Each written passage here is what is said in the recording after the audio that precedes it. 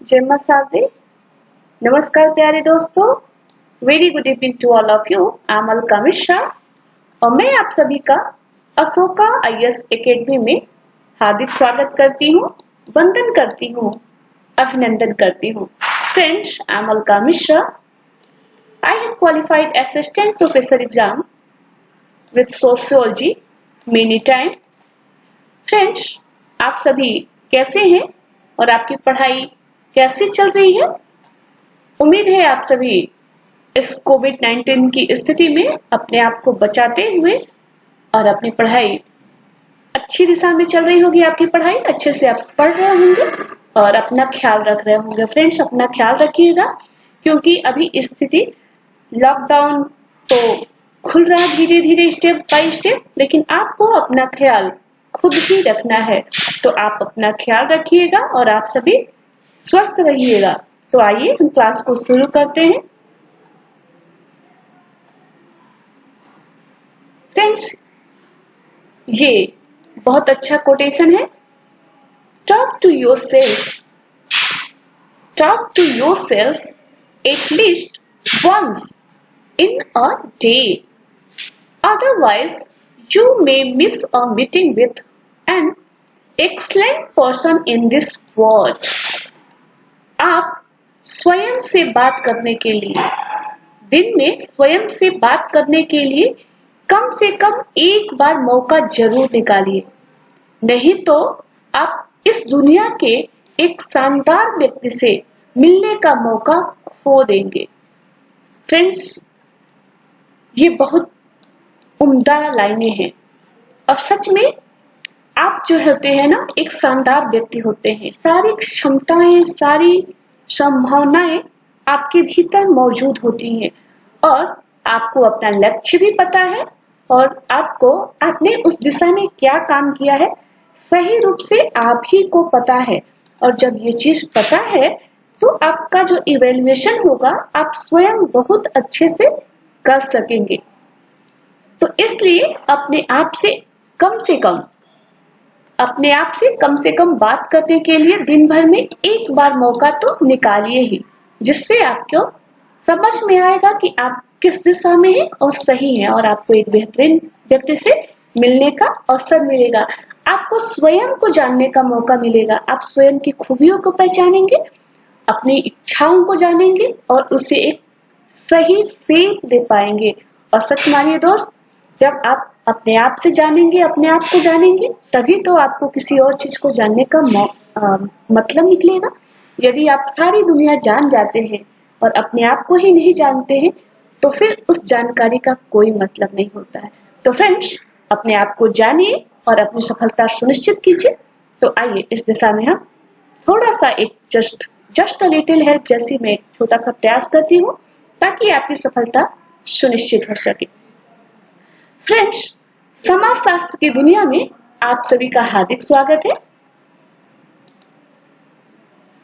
हम UPPCS mains के लिए पेपर फर्स्ट को देख रहे थे, सोशियोलॉजी के पेपर फर्स्ट को देख रहे थे। हम इसके पार्ट ए को देख रहे हैं और इस क्रम में हम इस समय समाजशास्त्र के इमर्जेंस को, समाजशास्त्र के उद्भव को देख रहे हैं। फ्रेंड्स, इस कड़ी में हमने नीड ऑफ सोशियोलॉजी को देखा है। हमने देखा है कि ऐसी कौन सी जरूरतें हैं जिन्होंने समाजशास्त्र की उत्पत्ति को रेखांकित किया। इतने सारे सब्जेक्ट होने के बावजूद भी ऐसी क्या जरूरतें थी जिन्होंने समाजशास्त्र की उत्पत्ति को रेखांकित किया। और इस कड़ी में हमने समाजशास्त्र की उत्पत्ति जरूरत से जुड़े कुछ कंपोनेंट्स को हमने विधिवत देखा। हमने देखा कि समाजशास्त्र जटिल है और इसे कौन कहता है, तो ये कहते हैं समाजशास्त्र के जनक अगस्त काम्टे। और हमने सोशियोलॉजी के मीनिंग को भी देखा कि समाजशास्त्र है क्या, उसका शाब्दिक अर्थ क्या है। हमने उसके बाद हम व्हाट इज सोशियोलॉजी में इमर्जेंस ऑफ सोशियोलॉजी को देख रहे हैं। इसी कड़ी में हमने देखा कि इमर्जेंस ऑफ सोशियोलॉजी की जो तीन विचारक धाराएं हैं, तीन दृष्टिकोण हैं। समाजशास्त्र की उत्पत्ति के लिए से संबंधित तीन प्रकार के दृष्टिकोण हैं। पहला दृष्टिकोण जो सतत समाज, जो लोगों की सोच है उसकी स्वतंत्रता यानी उसकी निरंतरता को फोकस करता है, वो उस पे आधारित है। द्वितीय जो है थियरीज और फैक्ट के एनालिसिस पे जोर देता है। और तीसरा जो धारा है यूरोप के सामाजिक एवं आर्थिक परिस्थितियों को समाजशास्त्र की उत्पत्ति के लिए जिम्मेदार मानता है।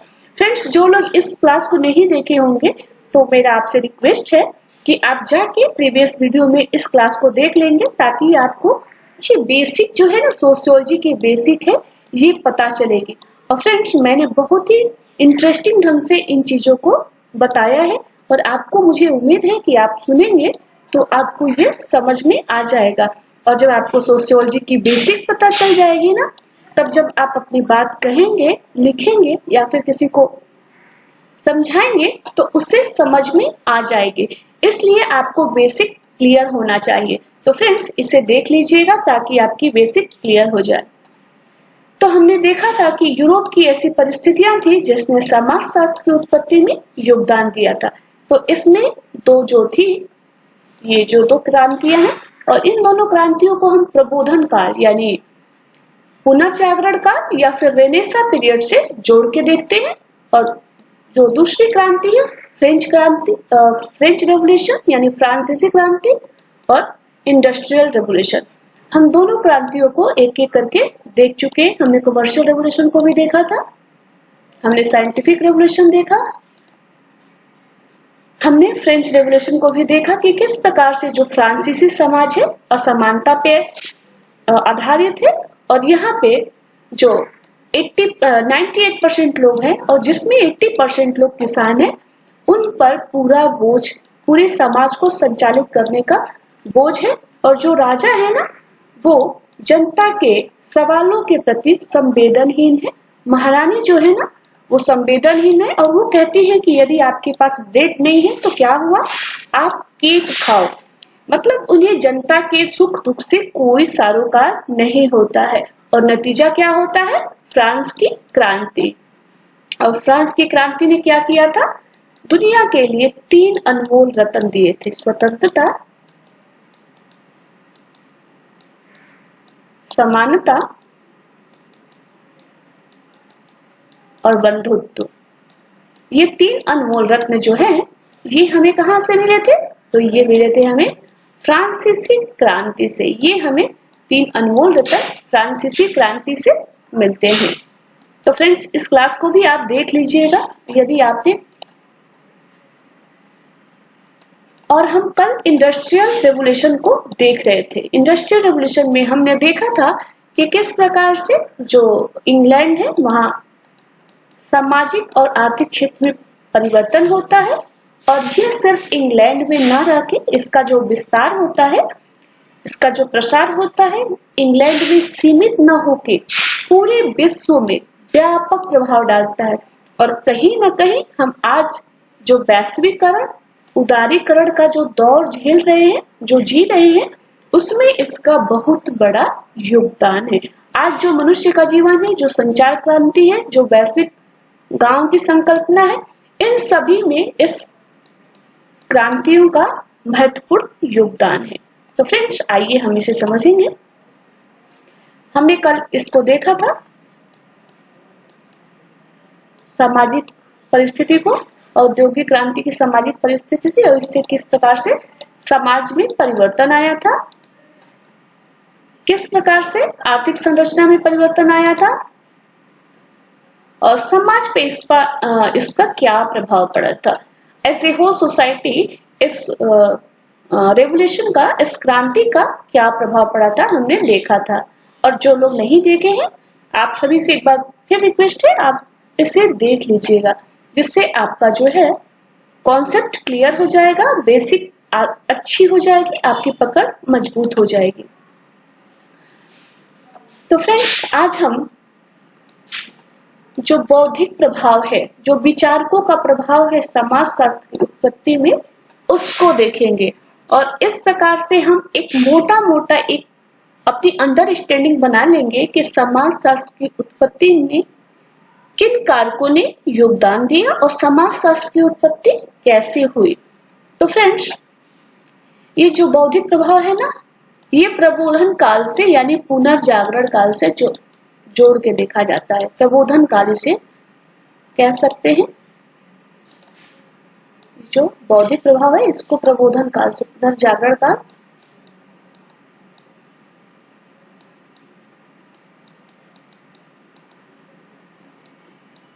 इसे प्रबोधन काल से हम जोड़ के देखेंगे। इसका समाजशास्त्र की उत्पत्ति में स्पष्ट प्रभाव देखने को मिलता है। समाजशास्त्र की उत्पत्ति में ये बौद्धिक लोगों का है ना, स्पष्ट प्रभाव आपको दिखता है। और ये जो है ना 18th से लेके 19th सेंचुरी में यूरोपीय समाज में जो उथल पुथल होती है और उसके द्वारा जो विचारकों का एक विचार उत्पन्न होता है, एक चिंतन प्रक्रिया शुरू होती है, यह उसी का नतीजा है और उसी का एक परिणाम समाजशास्त्र के रूप में हमारे सामने है। आप समाजशास्त्र के जो फाउंडिंग फादर है काम्टे हैं, अगस्त काम्टे, जो फादर ऑफ सोशियोलॉजी हैं, दुर्खिम,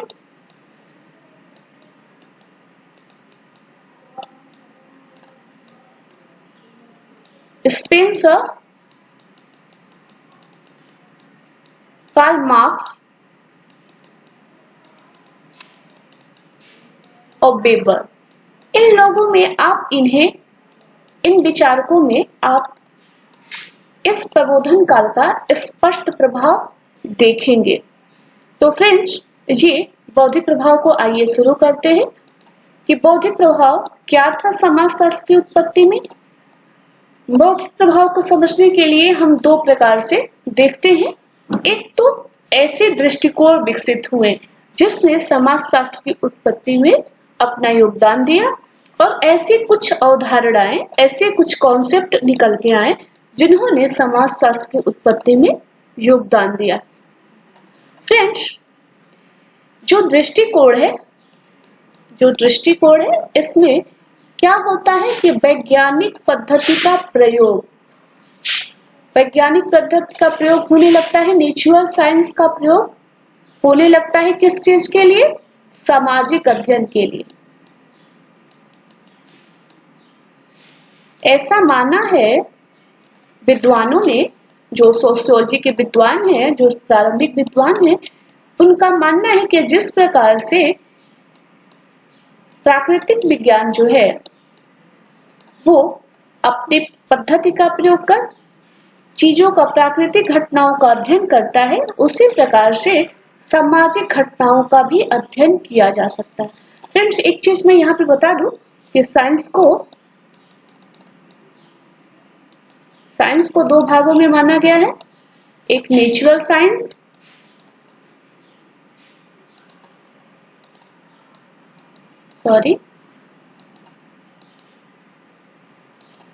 ये natural science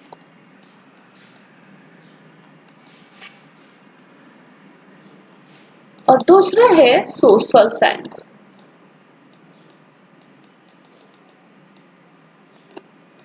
natural science and social science.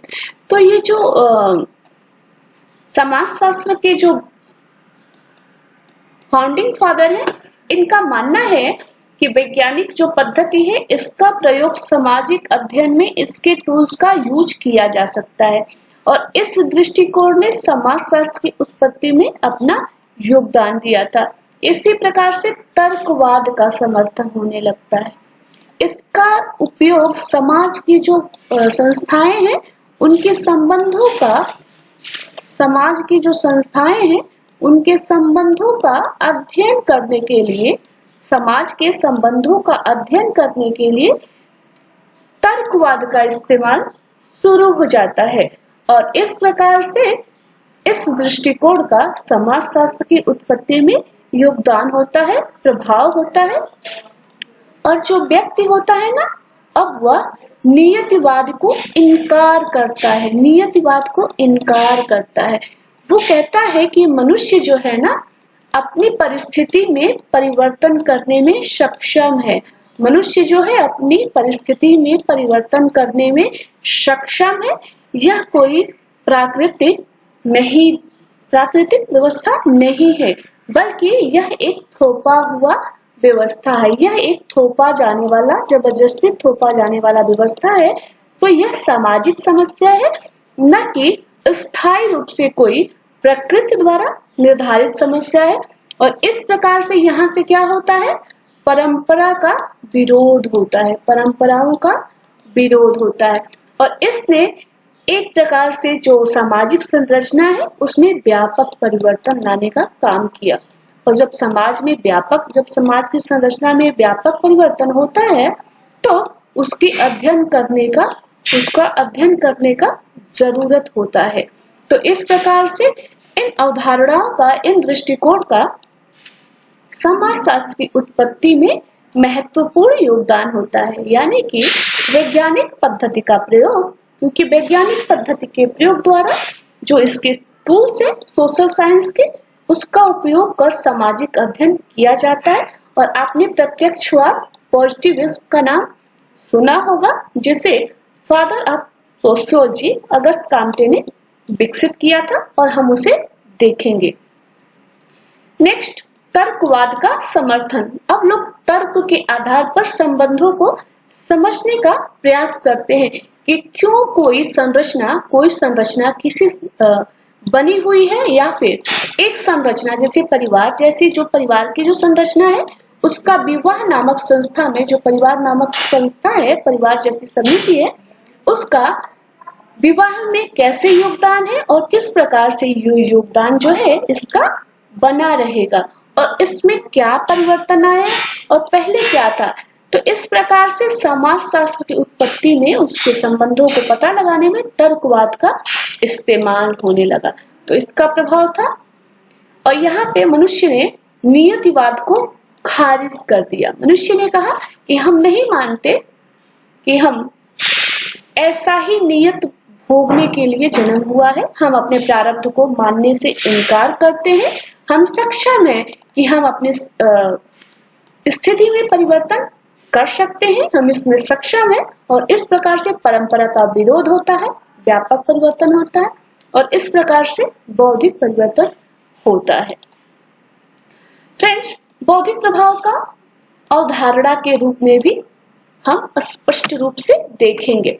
Friends, 3 प्रकार की अवधारणाओं के रूप में हम देखेंगे कि जो बौद्धिक प्रभाव के कारण 3 प्रकार की अवधारणाओं का विकास होता है और इन अवधारणाओं ने स्पष्ट रूप से समाजशास्त्र की उत्पत्ति में योगदान दिया है। इसमें जो पहला है इतिहास का दर्शन।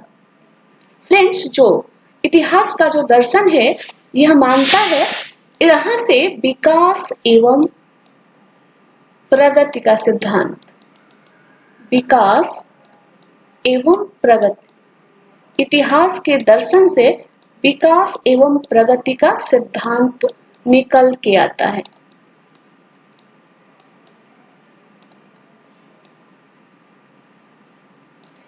जो इतिहास का दर्शन है यहाँ से विकास एवं प्रगति का सिद्धांत निकल के आता है।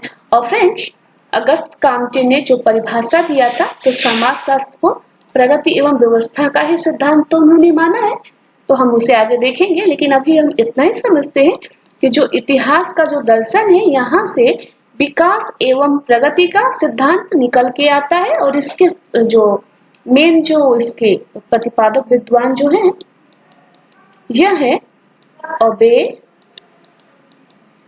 ओबे द सेपियरे,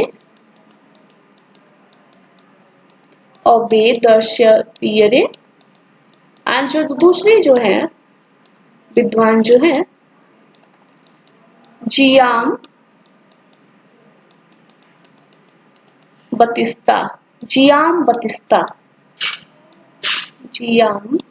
मौ है ये, बतिस्ता,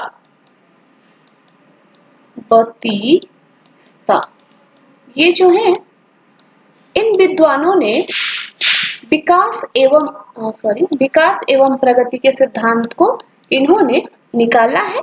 और इसका प्रभाव अब स्पष्ट रूप से हीगल के विचारों में और सेंट साइमन के विचारों में स्पष्ट प्रभाव होता है। और फ्रेंड, सेंट साइमन कौन है? तो यह है अगस्त काम्टे के गुरु, यानी फादर ऑफ सोशियोलॉजी के जो गुरु है वो सेंट साइमन है। जब आप आगे देखेंगे तो पाएंगे कि सेंट साइमन ने ही ऐसी चीजें रच के रखे थी, ऐसे कुछ उनकी राइटिंग्स थे जिन्होंने अगस्त काम्टे के विचार को काफी प्रभावित किया और समाज शास्त्र की उत्पत्ति के लिए वो प्रेरित हुए। एक नए विज्ञान के अध्ययन के लिए, एक नए विज्ञान के सृजन के लिए अगस्त काम्टे प्रेरित हुए और उन्होंने इतिहास बना डाला। और इसी प्रकार से जो हीगल है, हमने वाद, प्रतिवाद और संवाद का सिद्धांत जो कार्ल मार्क्स का जो आप देखेंगे तो उसमें हीगल ने ही ये सिद्धांत दिया था, जिससे ऐतिहासिक भौतिकवाद का सिद्धांत आपको देखने को मिलेगा। तो फ्रेंड्स, इतिहास के दर्शन का व्यापक प्रभाव पड़ता है किस पर? तो समाजशास्त्र की जो समझदारी है, समाजशास्त्र की जो समझ विकसित हो रही है इस समय यूरोपीय समाज में, तो उसमें इतिहास के दर्शन का व्यापक रोल होता है। एक महत्वपूर्ण रोल और हो जाता है।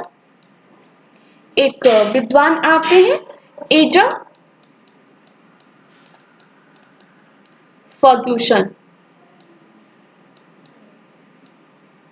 फर्ग्यूसन आते हैं और इनकी एक पुस्तक आती है,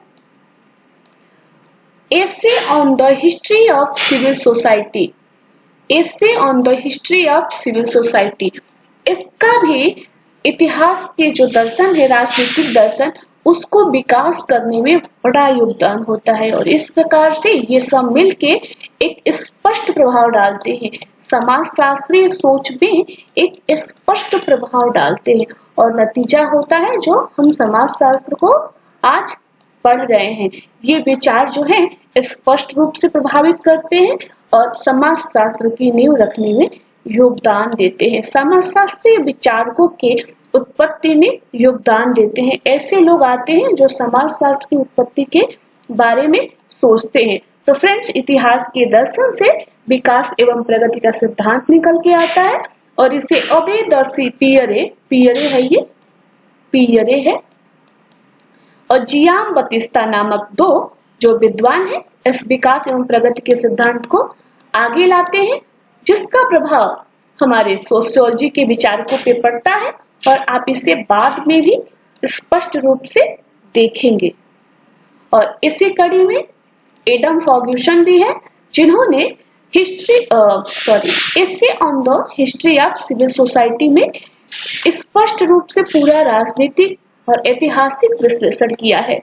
जो सामाजिक, जो सिविल सोसाइटी है, जो नागरिक समाज है, उसका इन्होंने विधिवत विवेचना किया है और इसका जो प्रभाव होता है समाजशास्त्र की उत्पत्ति में स्पष्ट रूप से पड़ता है। तो फ्रेंड्स, यह था इतिहास का दर्शन का क्या प्रभाव पड़ा, हमने देखा। अब हम देखते हैं विकासवाद का प्रभाव। और यह फ्रेंड्स, ये जो अवधारणा है ना, ये बहुत ही ज्यादा इम्पोर्टेंट है, वेरी इंपॉर्टेंट। आप इसे वेरी इंपॉर्टेंट ट्रिक करिएगा। अगर एग्जाम में पूछता है तो ठीक है डायरेक्टली, अगर नहीं पूछता है तो भी अगर आप इन चीजों को जानते हैं तो आपको आंसर राइटिंग में कहीं ना कहीं ये प्रभावित करेगा, आपकी आंसर को, आपका इन्फ्लुएंस बढ़ाएगा और आपके मार्क्स जो है, स्कोर जो है, अच्छा स्कोर दिलाने में इसका एक महत्वपूर्ण भूमिका होगा। तो हम विकासवाद का प्रभाव देखते हैं। विकासवाद का प्रभाव इतिहास दर्शन के सिद्धांत को ही ये पुष्ट करता है, यानी इसे वेरीफाई करता है। इतिहास के दर्शन के सिद्धांत को ही ये वेरीफाई करता है। ये समाज के जो विकास के विभिन्न चरणों को रेखांकित करता है कि स्टेप बाय स्टेप कितने स्टेप में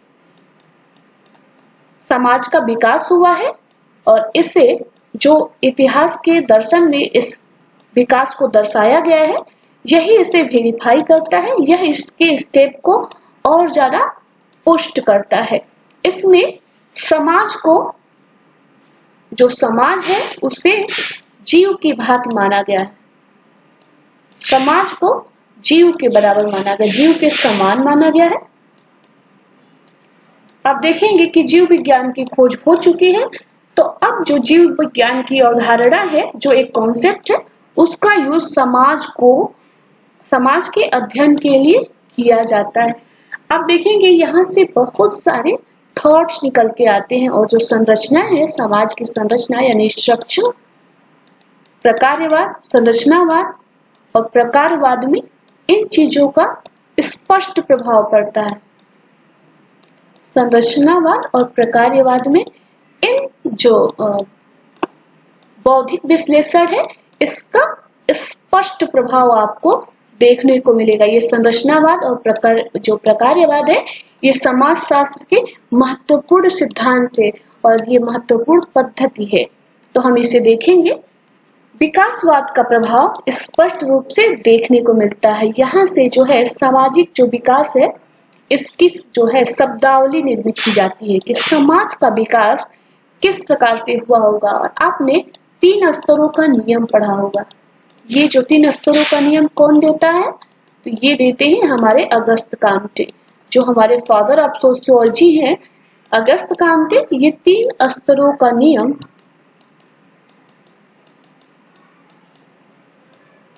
इस सिद्धांत को देते हैं। हमारे हर्बर्ट स्पेंसर आते हैं, वो सावयवी अध्ययन करते हैं, समाज का सावयवी अध्ययन करते हैं, क्रमबद्ध अध्ययन करते हैं।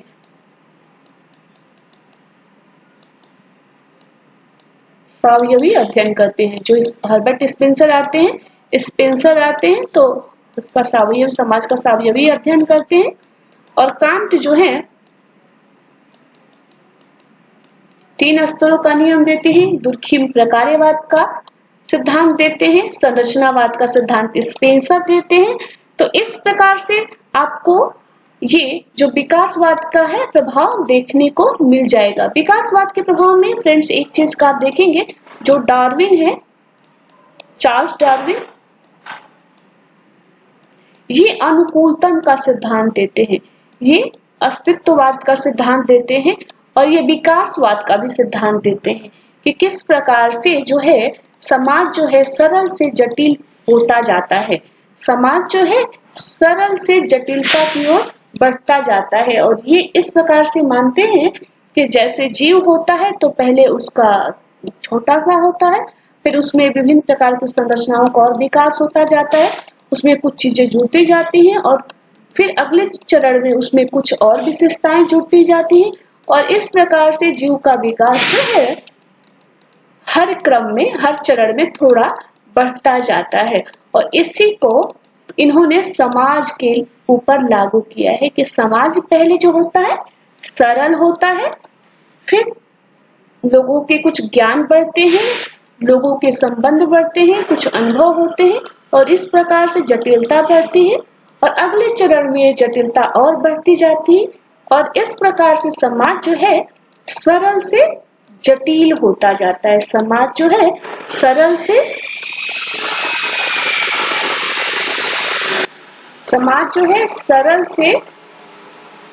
जटिल होता जाता है।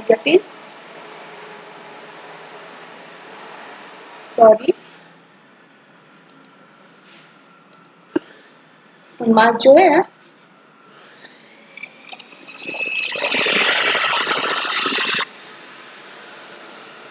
सरल से जटिल होता जाता है।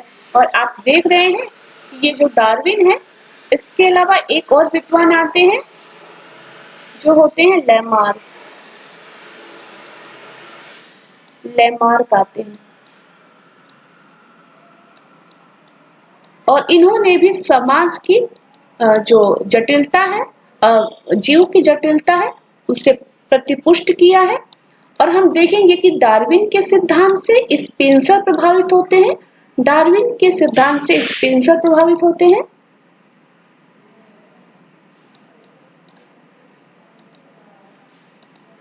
और लेमार्क के सिद्धांत से मार्गन प्रभावित होते हैं और यह परिवार के संबंध जो परिवार है उस पर ये अपनी जो है समाजशास्त्रीय अध्ययन करते हैं और अपने विचार देते हैं।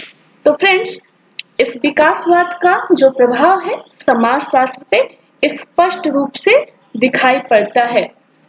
यह जो है सरल से जटिल समाज की ओर बढ़ता हुआ दिखाई देता है। जिस प्रकार जीवों में जटिलता बढ़ती जाती है उसी प्रकार समाज में भी कालांतर में जटिलता बढ़ती जाती है।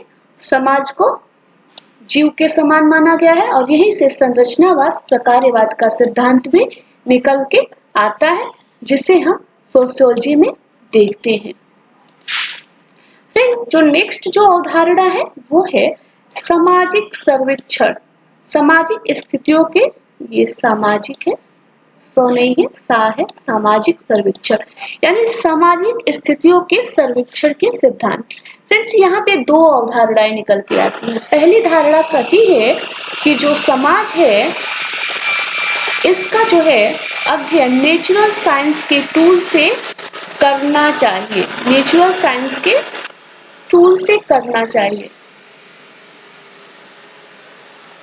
और फिर इसे जब ये धारणा आती है कि इसका यूज करना चाहिए तो कुछ विद्वान आते हैं और कहते हैं कि किया जा सकता है, इसका यूज किया जा सकता है,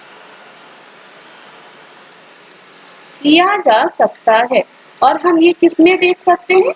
ये प्रत्यक्षवाद के रूप में देख सकते हैं। ये जो है प्रत्यक्षवाद के रूप में हम इसे देख सकते हैं। और इसी प्रकार से एक जो दूसरी धारणा है वो गरीबी के चिंतन पे है। वो जो है जो सामाजिक परिस्थिति है यानी जो समस्या है, सामाजिक समस्या, उससे चिंतन से संबंधित है और ये कहती है कि जो गरीबी है वो प्राकृतिक नहीं है। जो गरीबी है वो प्राकृतिक समस्या नहीं है। तो दूसरी जो धारा है, इधर कर लेते हैं, वो समस्या से रिलेटेड अध्ययन करता है। समस्या से पहले जो धारा है वो नेचुरल साइंस के टूल के यूज को फोकस करते हैं और दूसरी जो धारा है वो समस्या को फोकस करता है, सामाजिक समस्या को फोकस करता है। उसका कहना है कि गरीबी जो है प्राकृतिक समस्या नहीं है। गरीबी जो है प्राकृतिक समस्या नहीं है, यह एक सामाजिक समस्या है। यह एक सामाजिक समस्या है। गरीबी जो है सामाजिक समस्या है, प्राकृतिक समस्या नहीं है। और इस प्रकार से जो है कुछ विद्वान आते हैं जो समाज का स्टैटिकल अध्ययन करते हैं। हम इसमें एक नाम पढ़ते हैं,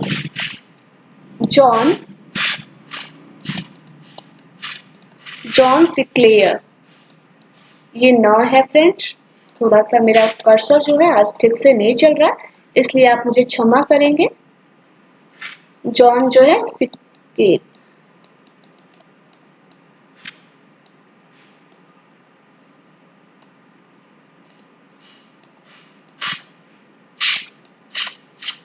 ये जो जॉन सिक्लेयर है ये है statistical account of Scotland. Statistical account of Scotland यानी ये स्कॉटलैंड का अध्ययन करते हैं, वहां की परिस्थितियों का अध्ययन करते हैं। और एक दूसरे जो विद्वान आते हैं सर एफ एम इडेन। और ये जो है the state of the poor नामक अपना एक बुक निकालते हैं, जिसमें वो सामाजिक जो सर्वेक्षण है, समाज का व्यापक विश्लेषण करते हैं, समाज का व्यापक अध्ययन करते हैं। और इस प्रकार से सामाजिक समस्या के समाधान का,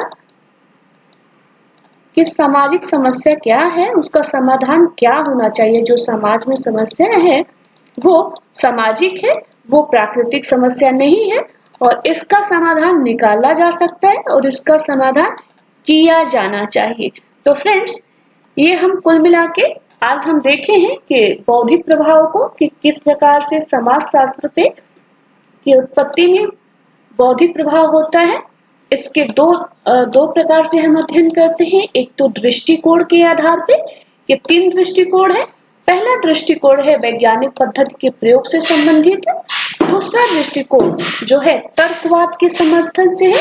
और तीसरा जो दृष्टिकोण है वह नियतिवाद को इनकार करने से संबंधित है। वह नियतिवाद को इनकार कर देता है और इस प्रकार से समाज में एक व्यापक परिवर्तन होता है। और इसी दौरान जो है समाज की कुछ कॉन्सेप्ट विकसित होते हैं, जिसमें हमने इतिहास का दर्शन देखा। इतिहास का दर्शन विकास एवं प्रगति के सिद्धांत को स्थापित करता है और यहीं से कांट के, स्पेंसर जैसे विद्वान है, जो हीगल है, सेंट साइमन है, इनके जो विचारों के एक ऊर्जा मिलती है, इनको नवीन रूपरेखा मिलती है और इनके विचार जो है समाजशास्त्र को स्पष्ट रूप से प्रभावित करते हैं। हमने विकासवाद का सिद्धांत देखा, चार्ल्स डार्विन ने जो दिया था उसका प्रभाव, और लेमार्क के सिद्धांत का प्रभाव स्पष्ट रूप से देखने को मिलता है। इसी प्रकार से समाज की परिस्थितियों को अध्ययन करने के लिए प्रयास किया जाने लगता है।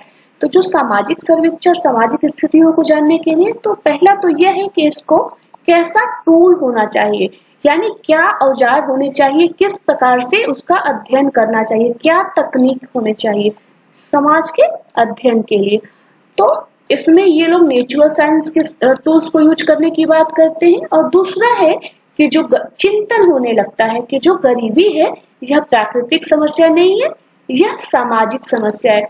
और इस प्रकार से कुल मिला के बात आती है कि समाज के जो स्थिति है उसे अच्छा करने के लिए, समाज की समस्या को दूर करने के लिए क्या समाधान होना चाहिए।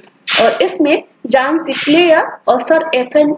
ईटन के जो हैं, सर एफ.एम. ईटन के the state of the poor और जॉन सिक्लेयर के स्टैटिस्टिकल अकाउंट ऑफ स्कॉटलैंड का व्यापक प्रभाव पड़ता है। इन दोनों पुस्तकों का सामाजिक स्थितियों के सर्वेक्षण में व्यापक प्रभाव पड़ता है। और इस प्रकार से हमने देखा कि कुल मिला के ये दोनों स्थिति है समाजशास्त्र की उत्पत्ति में जो है बौद्धिक प्रभाव का हमने रेखांकित किया कि क्या क्या बौद्धिक प्रभाव थे समाजशास्त्र की उत्पत्ति में। फ्रेंड्स, हमने इसके पहले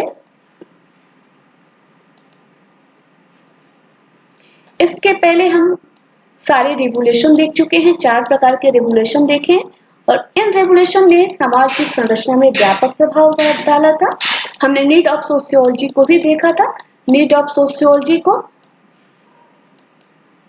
और ये भी समाजशास्त्र की उत्पत्ति के लिए कहीं ना कहीं एक उर्वरक जो भूमि होती है, उर्वरा भूमि तैयार कर रही थी, जिससे इस रिवोल्ट्स ने, जो रिवोल्ट्स हुए वहां पे क्रांतियां हुई जो यूरोप की, उन्होंने एक महत्वपूर्ण भूमिका दिया। और इससे कुछ जो है बौद्धिक जो लोग हैं वो निकल के आते हैं और समाजशास्त्र की उत्पत्ति शुरू हो जाती है। समाजशास्त्र नामक एक नए सब्जेक्ट का सृजन होता है और जिसके कारण आज हम सभी यहाँ पे एकत्र हुए हैं और समाजशास्त्र को पढ़ रहे हैं। तो फ्रेंड्स, आप प्रीवियस लेक्चर को भी जरूर देख लीजिएगा ताकि आपके जो कॉन्सेप्ट है क्लियर हो जाएगी।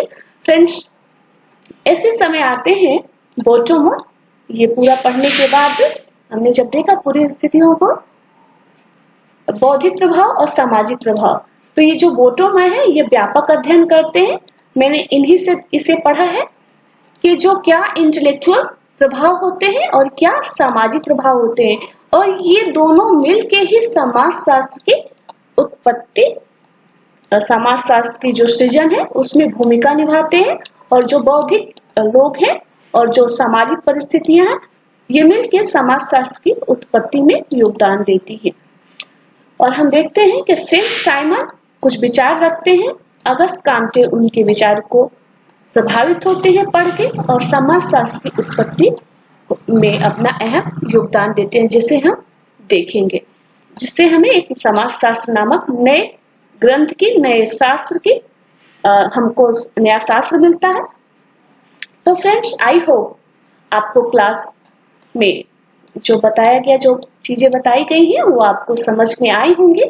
अगर कहीं कोई दिक्कत है, कहीं कुछ आपको मिस हो रहा है तो प्लीज क्वेश्चन जरूर पूछिएगा, प्रश्न पूछते रहिए, क्योंकि प्रश्न पूछने से मुझे भी लगेगा कि आपको कहीं कुछ समझ में नहीं आ रहा है तो मुझे कैसे पढ़ाना चाहिए, और आपका इंटरेस्ट भी पता चलेगा, जिससे मुझे और भी प्रोत्साहन मिलेगा। क्योंकि अगर हम जिसके लिए क्लास बना रहे हैं यदि उसके फायदे की चीजें नहीं होंगी तो फिर उसका क्या फायदा होगा हमें इतना मेहनत करने का। तो फ्रेंड्स, आप इसका अध्ययन जरूर करिएगा, और कहीं कोई दिक्कत है, समस्या है तो जरूर बताइएगा। आप क्वेश्चन नोट कर सकते हैं आज का। इसमें आज का क्वेश्चन ये है कि प्रमुख बौद्धिक दृष्टिकोणों को रेखांकित कीजिए। समाजशास्त्र की उत्पत्ति में प्रमुख बौद्धिक दृष्टिकोणों को रेखांकित कीजिए। तो आप इसे जरूर लिखिएगा। क्वेश्चन लिखने से आपकी प्रैक्टिस होती है और प्रैक्टिस आपको परफेक्ट बनाती है। फ्रेंड्स, ये कोट है, किसी दिन जब आपके सामने कोई समस्या न आए, आप सुनिश्चित हो सकते हैं कि आप गलत मार्ग पे चल रहे हैं। यानी समस्याएं यदि है तो इससे पता चलता है कि आप सही ट्रैक पे चल रहे हैं। समस्याएं आपको सही दिशा देती हैं और आपके अंदर निखार लाती हैं। तो समस्याओं से आप नहीं डरेंगे, समस्याओं को स्वीकारेंगे, क्योंकि जीवन है तो समस्याएं तो रहेंगी ही। तो फ्रेंड्स, क्लास वॉच करने के लिए आप सभी का बहुत बहुत धन्यवाद। आप सभी क्लास में आए, thank you very much. Thank you for watching. नमस्कार।